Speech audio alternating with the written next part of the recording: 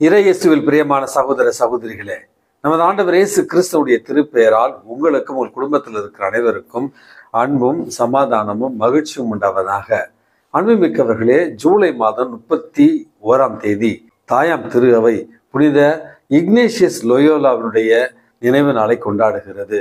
அன்புமிக்கவர்களே, சேசு சபையினுடைய நிறுவனராக இருக்கிற புனித இக்னேஷியஸ் லோயோலா என்பவர் பிறந்தது ஸ்பெயின் தேசத்துல, பிறந்தது ஒரு மிகப்பெரிய ஒரு பணக்கார குடும்பத்துல, பிரபுத்துவ குடும்பத்துல.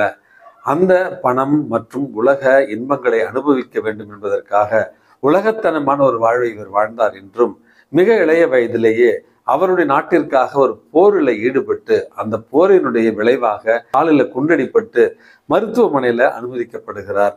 அனுபவமிக்கவர்களே, மருத்துவமனையில இவருடைய ஒரு காலில் மிகப்பெரிய ஒரு அறுவை சிகிச்சை செய்ய வேண்டிய ஒரு நிர்பந்தம்.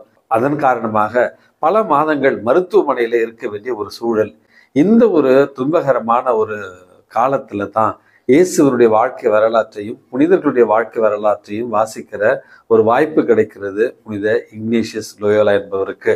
அனுபவமிக்கவர்களே, இயேசு கிறிஸ்துவனுடைய வாழ்க்கையை பற்றி வாசிக்க அவர் உள்ளத்துல ஒரு அருள் ஊற்றெடுக்கிறது, மனமாற்றத்திற்கான ஒரு வழி பிறக்கிறது. அதற்கு பிறகு வாய்ப்பு கிடைக்கிற நேரத்துல எல்லாம் ஆழ்நில தியானம் மற்றும் தியானத்துல ஈடுபடுகிறார்.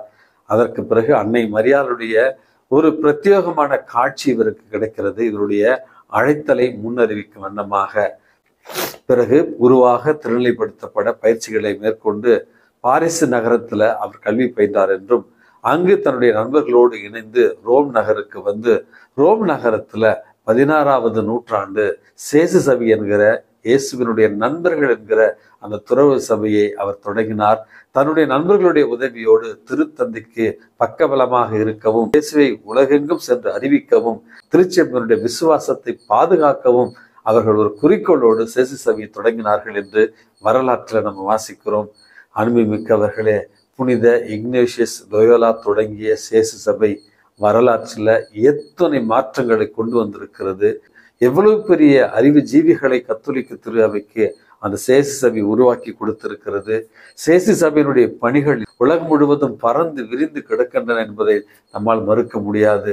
உயர்கல்வியில, சமூக பணியில மற்றும் இறை வார்த்தையை அறிவிக்கிற பணியில, சேசுவனுடைய திரு இருதய பக்தியை உலகமெங்கும் கொண்டு செல்கிற பணியில, அறிவியல் கண்டுபிடிப்புகள் பணியில மற்றும் இலக்கிய பணியில என்று பல்வேறு துறைகளில சேசு சபை குருக்கள் கத்தோலிக்க திரு அவைக்கு மிகப்பெரிய பங்களிப்பை கொடுத்திருக்கிறார்கள் என்பதுதான் வரலாற்று உண்மை.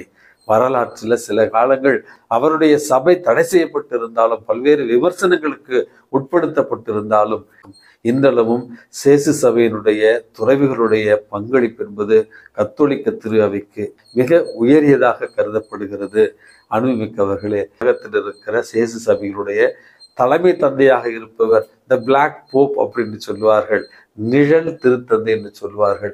அந்த அளவுக்கு கத்தோலிக்க திரு அவையினுடைய விசுவாசத்தையும் பாரம்பரியத்தையும் கட்டி காக்கின்ற பொறுப்பில் இருக்கிற சேசு சபை குருக்களுக்காக இன்றைக்கு ஜெபிக்க உங்களை அன்போடு அழைக்கின்றேன். நம்முடைய மறைந்த புனித திருத்தந்தை என்று கூட சொல்லலாம், திருத்தந்தை பிரான்சிஸ் அவர்களும் ஒரு சேசு சபை குருவானவர் என்பதை நம்ம மறந்துவிடக்கூடாது. அன்புமிக்கவர்களே, தியானம் செய்பவர்கள், கல்வியாளர்கள், உயர்கல்வியாளர்கள், இவர்களுடைய பாதுகாவலராக இருக்கிற புனித இக்னேஷியஸ் லோயோலாவுடைய பரிந்துரையால் நாமும் திருச்சபையுடைய விசுவாசத்தையும் பாரம்பரியத்தையும் கட்டி காக்கின்ற இயேசுவனுடைய சீடர்களாய், இயேசுவனுடைய விசுவாச வீரர்களாய் இருக்க வேண்டிய ஒரு வரத்திற்காக இன்றைக்கு மன்றாடி செபிப்போம். அன்புமிக்கவர்களே, இன்றைக்கு நமக்கு கொடுக்கப்பட்டிருக்கிற நற்செய்தி வாசகத்துல இறை அரசு என்பது கடலில் வீசப்பட்ட ஒரு வலைக்கு ஒப்பாக இன்றைக்கு ஒரு உவமையாக கொடுக்கப்பட்டிருக்கிறது. அந்த கடலில பல வகை மீன்கள், அனைத்து வகை மீன்களும் இருக்கின்றன. அந்த மீனை பிடித்தவர் கடைசியில அந்த மீன்களை வெவ்வேறாக பிரித்தெடுக்கிற ஒரு உவமையைத்தான் இன்றைக்கு விண்ணரசுக்கு ஒப்பிட்டு நமது ஆண்டவர் இயேசு கிறிஸ்து தருகிறார். அனுபவமிக்கவர்களே, முதல் பாடமாக இந்த மண்ணுலகில் நாம் வெவ்வேறானவர்களாக இருந்தாலும், பல மொழி பேசுபவர்கள், பல கலாச்சாரத்திலிருந்து வருபவர்கள், பல பாரம்பரியத்தை உடையவர்கள், வெவ்வேறான பெற்றோர்களுக்கு நம்ம பிறந்தவர்கள், வேற்று இடங்களை சார்ந்தவர்களாக தட்பவெட்ப நிலைகளில் மாற்றமுள்ள இடங்களிலிருந்து நாம் வந்திருந்தாலும், இறைவனுடைய சாயலில் படைக்கப்பட்டிருப்பவர்கள் நம் அனைவரும் இறைவனுடைய பிள்ளைகள் என்கிற உண்மையை உணர்ந்து வாழ இறைவன் இன்றைக்கு நமக்கு அழைப்பு விடுக்கிறார். அன்புமிக்க பெற்றோர்களே, பெரியவர்களே, நம்முடைய குழந்தைகளுடைய மனதுல இறை அச்சத்தையும் விசுவாசத்தையும் அதே நேரத்துல பிறர் அன்பையும் ஊட்டி வளர்க்க வேண்டிய ஒரு அவசியத்தையும், நம்முடைய பிள்ளைகளுடைய மனதுல வேறுபாடுகளும் ஏற்றத்தாழ்வுகளும் இருந்தால் அவற்றை முற்றிலுமாக அகற்றிவிட்டு நம்முடைய பிள்ளைகளுடைய உள்ளத்துல இறை அன்பையும் பிறர் அன்பையும் ஊட்டி வளர்க்க வேண்டிய ஒரு வரத்திற்காக இன்றைக்கு மன்றாடி செபிப்போம். எல்லாம் வல்ல இறைவன் தந்தை, மகன், தூய ஆவி உங்களையும் உங்கள் குடும்பத்தில் இருக்கிற அனைவரையும் நிறைவாக ஆசீர்வதித்து பாதுகாத்து வழி நடத்துவாராக. ஆமென்.